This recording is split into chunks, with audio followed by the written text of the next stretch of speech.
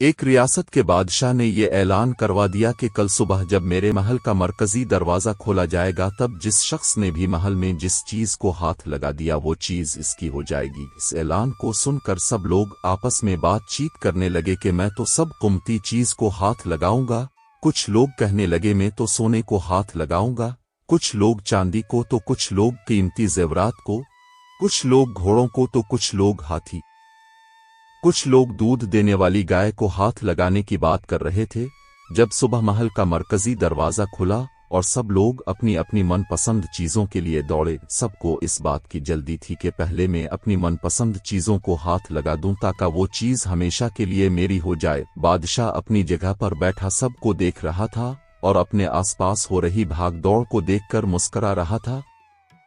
اسی وقت اس بھیڑ میں سے ایک شخص بادشاہ کی طرف بڑھنے لگا اور آہستہ آہستہ چلتا ہوا بادشاہ کے پاس پہنچ کر اس نے بادشاہ کو چھو لیا۔ بادشاہ کو ہاتھ لگاتے ہی بادشاہ اس کا ہو گیا اور بادشاہ کی ہر چیز بھی اس کی ہو گئی۔ جس طرح بادشاہ نے ان لوگوں کو موقع دیا اور ان لوگوں نے غلطیاں کی، ٹھیک اسی طرح ساری دنیا کا مالک بھی ہم سب کو ہر روز موقع دیتا ہے، لیکن افسوس ہم عقل کے اندھے لوگ بھی ہر روز غلطیاں کرتے ہیں۔